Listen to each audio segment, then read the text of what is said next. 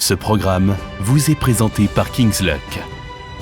King's Luck crée des affinités. Affinités avec le monde.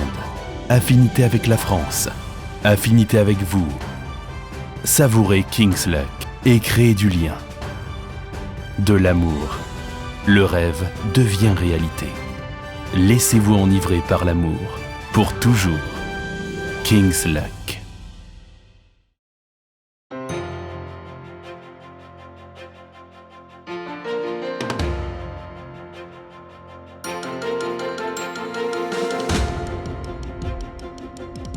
Bonjour à tous, bienvenue dans votre journal du week-end. Tout de suite les titres.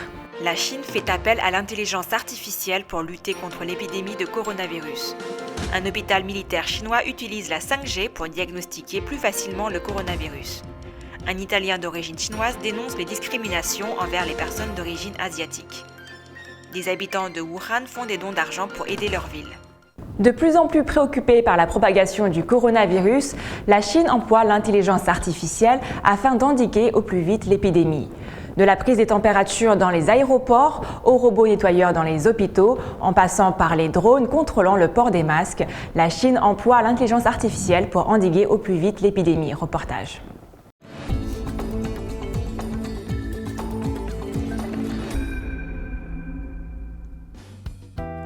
Les robots peuvent non seulement désinfecter les hôpitaux, évitant toute contamination, mais sont aussi efficaces dans le suivi de la maladie.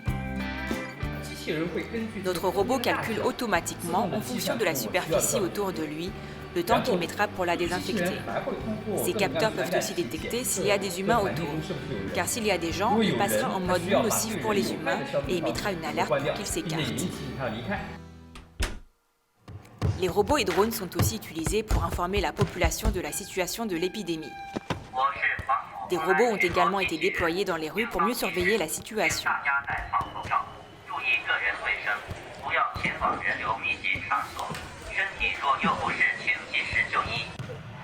Les autorités se sont munies de drones patrouilleurs équipés de haut-parleurs.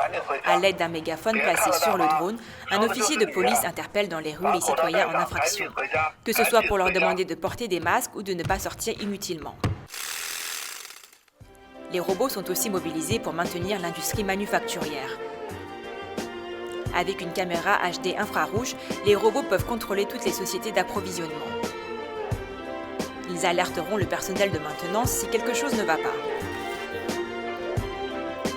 De nombreux capteurs et scanners de chaleur corporelle ont été installés dans les aéroports et gares routières.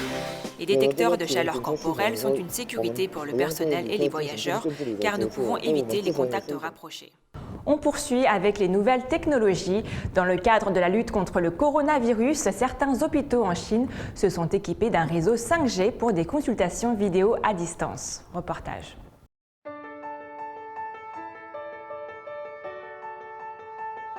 L'hôpital de l'armée de libération du peuple a lancé des services de consultation à distance 5G avec l'hôpital Huoshenshan, un hôpital récemment construit à Wuhan pour combattre l'épidémie du nouveau coronavirus.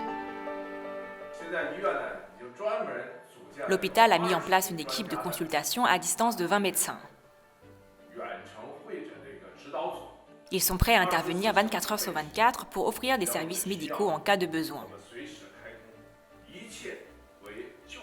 Nous ferons tout notre possible pour traiter les patients. Travaillons ensemble pour combattre l'épidémie. La composition de l'équipe est solide. Nous avons des experts en respiration, en soins intensifs, en néphrologie, en micro-organismes pathogènes et en imagerie médicale. Nous avons discuté de 3 cas graves. Les conditions de certains patients ne sont pas stables et peuvent probablement devenir critiques. Par conséquent, les consultations doivent arriver au bon moment. Le coronavirus fait aussi des victimes collatérales. La peur du virus a alimenté une vague de xénophobie et de racisme envers les personnes perçues comme asiatiques. À Florence, un jeune Italien d'origine chinoise dénonce ce racisme. Le jeune homme âgé de 29 ans est né à Wenzhou en Chine et s'est installé en Italie dès son plus jeune âge avec ses parents. Reportage.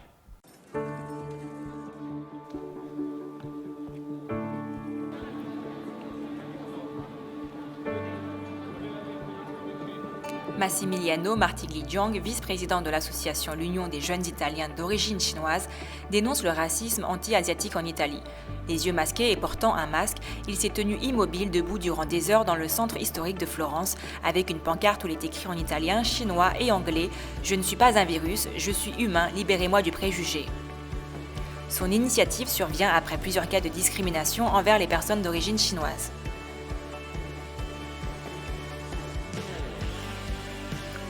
Au lieu de s'écarter, de nombreux passants ont choisi de lui faire un câlin.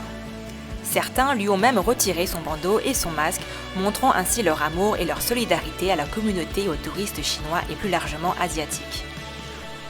À travers le monde, la Chine a reçu le soutien matériel et financier de nombreux pays et sociétés. Mais à un niveau plus local, certains habitants de Wuhan, là où il y a le plus d'infectés, souhaitent eux aussi contribuer financièrement. Reportage.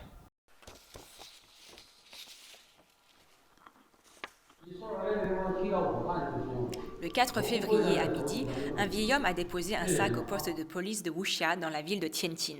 En l'ouvrant, la police a découvert qu'il contenait 10 000 yuans, soit environ 1 400 €. L'homme est parti avant que la police ne puisse l'enregistrer. J'ai trouvé ça plutôt étrange. Je me suis dit qu'il s'agissait peut-être d'un objet trouvé. Mon collègue et moi avons ouvert le sac. Il y avait de l'argent. On a appelé le vieil homme et on lui a dit qu'il fallait l'enregistrer. Il a refusé, demandant de transférer l'argent à Wuhan.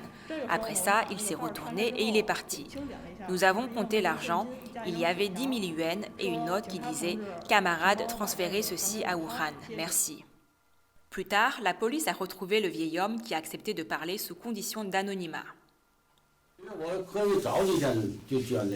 Je voulais faire don de l'argent plus tôt, mais je n'ai pas pu sortir car je n'ai pas pu acheter de masque. Mon geste n'a rien d'important.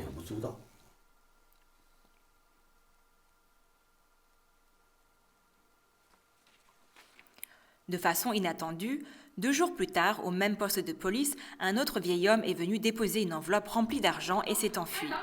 Il y avait aussi un mot sur l'enveloppe indiquant « Pour que les Chinois aillent Wuhan restent forts ».